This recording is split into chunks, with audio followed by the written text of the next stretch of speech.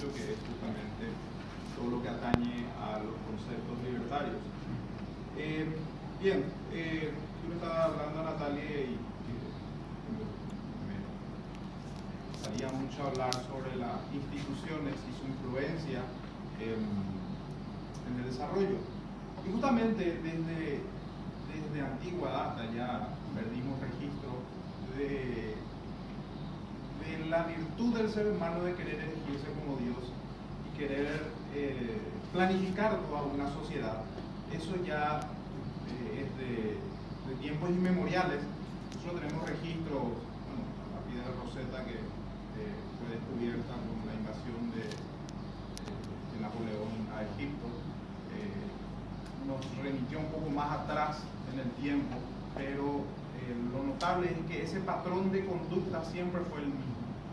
Incluso mucho antes de Platón, porque muchos hablan de que el padre del socialismo, del comunismo, es Platón, desde que quiso erigir en una sociedad perfecta, construida de acuerdo a su razón, a la luz de su razón. Para entender la praxeología es necesario aislar un elemento fundamental que es el ser humano.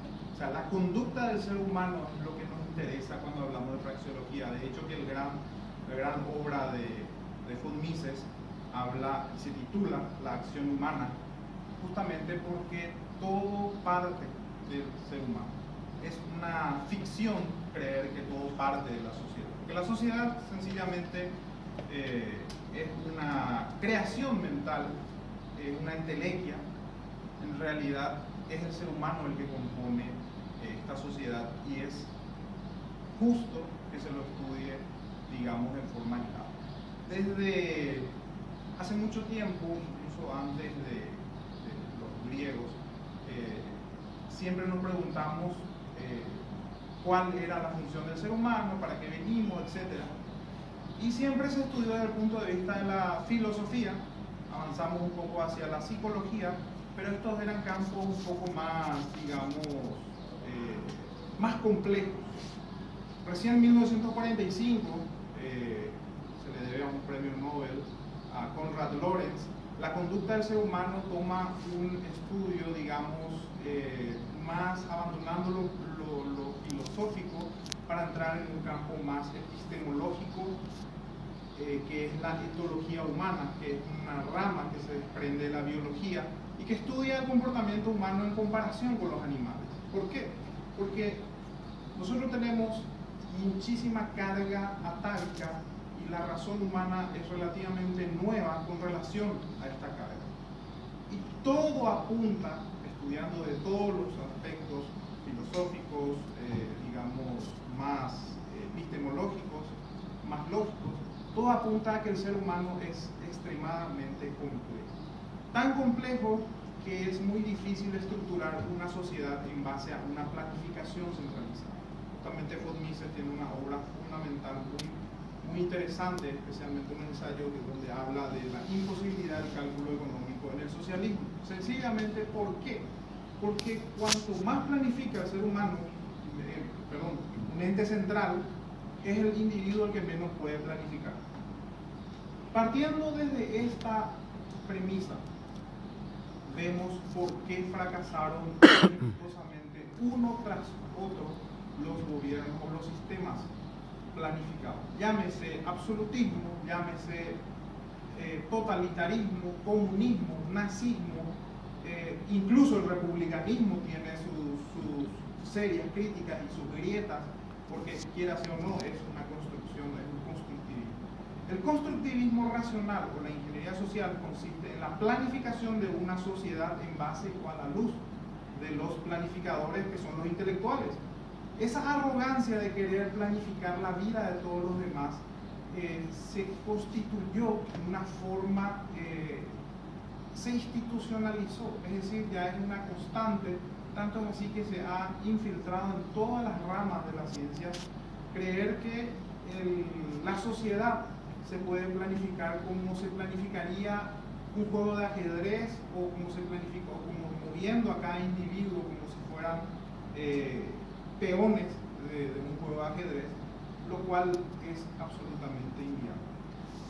Una y otra vez se ha intentado, incluso se le ha dado un premio Nobel a grandes pensadores intelectuales queriendo dotar un poco de autoridad a la idea de querer planificar una sociedad.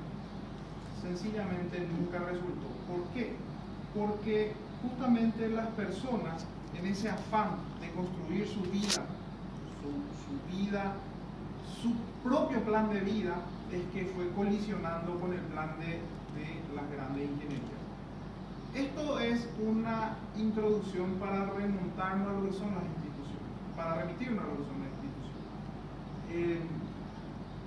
Uno de los que, a mi modo de ver, definió mejor lo que son las instituciones es Douglas North, es un economista que ya murió en el 1993, le dieron un premio Nobel. Él habla de dos tipos de instituciones, las instituciones formales y las instituciones informales. En derecho le llamaríamos nosotros positivismo y jus naturalismo. Esa idea de querer legislar, de hecho que cumpliendo un rol de legislador, prácticamente estamos queriendo asumir un rol de una especie de deidad, de creer que a la luz de nuestro conocimiento podemos proteger a los más desvalidos. Esa es la idea que siempre se ha dado con relación a la sociedad. ¿Por qué? Porque el intelectual, o este tipo de intelectual, siempre creyó a la sociedad como una especie de manada inferior, no racional, tosca, y por eso todos los grandes totalitarios tenían la misma idea, no solamente el doctor Francia, de que no se le puede dar la libertad a la gente porque la gente no está preparada para la libertad. Esa excusa se dio desde tiempos inmemoriales. ¿Por qué? Sencillamente la autoridad siempre se vio a sí misma como una especie de deidad que tenía que proteger a su rebaño. Desde el punto de vista de la etología, eso sería como una especie de manada, en donde el macho alfa dirige a su manada y ninguno tiene un plan fuera de esa estructura. Es decir, nos conducimos en base a lo que deciden los que se hacen llamar nuestros líderes. Esa forma de estructuración fue la constante por años. ¿Y cuándo se rompe eso? Con la revolución industrial lo que nosotros tenemos sencillamente es una consecuencia. Ya en Inglaterra se vino gestando de una forma, digamos, silenciosa todo lo que era esa infiltración en contra de lo que es la autoridad misma. Tuvieron que pasar muchos acontecimientos, no viene al caso citar todo, ni la Revolución Gloriosa, ni Cromwell, ni la Carta Magna. Sencillamente decir que el disparo que tuvo la humanidad en cuanto a desarrollo desde la Revolución Industrial es imposible de cuantificar. Si ustedes hacen un paralelismo, seguramente Natalia y otros estarán cansados de este ejemplo, pero este ejemplo siempre yo lo uso porque es lo que mejor grafica. Desde la Revolución Industrial, o partamos de 1800 para atrás, 10.000 años, muy pocas innovaciones tuvimos, muy pocas innovaciones. Nos matamos con arco y flecha, con espada, la locomoción era, bueno, teníamos el viento con nuestros barcos, el remo, no cambió mucho. Sin embargo, desde la Revolución Industrial para ahora, en solo 200 años, cambió totalmente el patrón de vida del ser humano. Si ustedes le traen a Ramsés y a la reina Victoria, usando la imaginación, a almorzar juntos, la reina Victoria le va a invitar seguramente a un palacio muy lindo. Ramsés seguramente le va a decir: mi palacio era más lindo. Va a venir en un barco a vela, tampoco se iba a impresionar mucho Ramsés. Iba a venir seguramente con caballos, iba a ser estirado por caballos, la carreta muy linda quizás también. Estamos hablando de 2000 años de diferencia. ¿Cómo iban a comer? Seguramente en un palacio muy lindo, pero a la luz de la vela. La carne lo tuvieron que matar a la mañana para que no se pudra. Ahora, imaginen que Obama le invite a almorzar a la reina Victoria y a Ramsés en este tiempo? ¿Cómo le explica el avión? ¿Cómo le explican los celulares? ¿Cómo le explica todo lo que nos rodea? Estamos hablando de 250 años frente a 10.000. ¿Y qué es lo que hizo que todo esto eclosionara de una forma tan, digamos, drástica? Las instituciones. Sencillamente nuestras reglas cambiaron. Nuestras reglas comenzaron a ser un poco más permisivas. Nuestras reglas comenzaron a dar más, digamos, espacio a los seres humanos para planificar nuestra propia vida, y se desarrolló en forma, digamos, drástica. Tanto es así que Occidente tuvo la suerte de contar con este tipo de instituciones que le permitió desarrollarse a gran escala. Hasta el siglo pasado había mitos con relación a, que hasta ahora están muy persistentes, mitos muy fuertes que, bueno, se han instalado en forma muy, digamos, fuerte, que ya hizo metástasis seguramente en la mente de todos, de que las causas del desarrollo son atribuidas a cualquier tipo de cosas, a cualquier tipo de hechos, hasta los recursos naturales, a la educación, a la religión, como creía Weber, Max Weber, a la población, a un sinnúmero de factores que en realidad simplemente eran consecuencias. Max Weber creía que la religión influía mucho. La ética protestante y la virtud del capitalismo se llama una obra muy famosa, donde decía que justamente los países anglosajones se desarrollaron porque han desarrollado en su religión la virtud de que el trabajo es lo bueno. Mientras tanto, en los países católicos, la pobreza era la virtud. Entonces, este tipo de cosas le hizo llevar a la razón de que sí, efectivamente era la religión. Otros creían que eran los recursos naturales. Hoy tenemos Argentina con todo tipo de microclima, que nos va a decir Francisco, tuvo problemas económicos, cayó en default en la época Cristina. Ahora no sé cómo estará esa situación, pero Argentina tiene todo tipo de clima, tiene todo tipo de suelo, todo tipo de riquezas naturales. Venezuela, nadando en petróleo. Sierra Leona tiene yacimiento de diamantes indecibles. Si es que en Venezuela tenían problemas de supermercado o tenían problemas con el papel higiénico que no tenían, les puedo asegurar que en Sierra Leona ni saben lo que es un supermercado, o sea que están peor. Entonces, y a la inversa, tenemos el caso de Las Vegas, que está en el desierto, sin recursos naturales. Los israelíes ahora están inventando una tecnología que va a ser más barato importar agua de Israel que cavar agua dulce en tu propio país. O sea que va a cambiar la faz de la tierra simplemente con la aplicación de las innovaciones. Y otro mito muy difícil de desterrar es la educación como causa del desarrollo, sencillamente porque es una bandera de los estatistas que creen que a través de la educación pública o del gasto público en la educación es posible desarrollar un país, lo cual ante la evidencia es totalmente inerte. Tenemos que el país que más gasta en relación a su PIB en educación es Cuba, 13% de su PIB frente al 2.8% de Paraguay. Cuba es un país, pero mucho más miserable que Paraguay. Singapur gasta el 2.8% en educación, es un país muy desarrollado. Pero ¿qué son entonces las causas o qué es lo que determina estos grandes desarrollos? Como les decía al comienzo, las instituciones, son las reglas.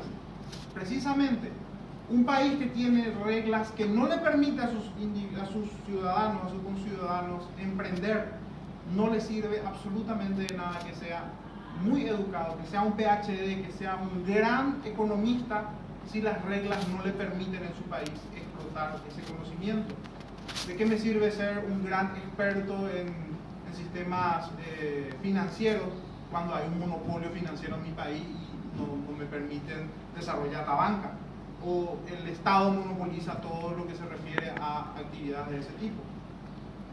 Entonces, muy lejos de creer que es la persona per se el que va a desarrollar un país a través de planificación centralizada, es justamente la libertad que permite que cada individuo pueda desarrollar o planificar su vida. Y tiene mucho que ver esto, justamente lo que decía acá Francisco, el derecho. El derecho juega un papel fundamental, porque la economía, tal como lo ven los keynesianos u otros planificadores, es una construcción lógica de una sociedad, lo cual para un mundo tan perfecto, tan imperfecto, no es posible. O sea, uno puede planificar en una pizarra cómo se va a comportar seguramente el mercado, cómo se va a consumir seguramente, son presunciones finalmente. Pero aplicando cálculos matemáticos a una sociedad tan imperfecta como les dije, choca con la realidad. Y es lo que siempre pasa. ¿Por qué fracasan estos países que utilizan demasiada econometría y no le dan libertad a los individuos para desarrollarse? Justamente por esa arrogancia en que se erigen los planificadores. Entonces, cuando comencemos a entender de que son las personas libres las que pueden generar todo tipo de innovaciones, todo tipo de riquezas, sin intervención o la menor intervención posible de las autoridades, ese país se va a desarrollar. No existe ningún solo país en el mundo que no haya prosperado aplicando esta lógica o este patrón, digamos, de las reglas. Sin embargo, no existe ningún solo país que haya progresado en donde se ha aplicado una planificación centralizada. Ni uno solo, sea la Alemania nazi, sea el comunismo en la Unión Soviética, que era supuestamente la gran esperanza para la planificación central, o era el evangelio, como se decía en el siglo XX. África aplicó las recetas de la economía centralizada y fracasaron estrepitosamente. Entonces, mientras más planifica el Estado, menos puede planificar el individuo. Entonces, no quiero extenderme demasiado, también hago mías las palabras de Francisco, más bien quiero conversar también, pero si algo quiero que lleven hoy es que las sociedades que planifican la vida de sus habitantes tienden a un mayor fracaso.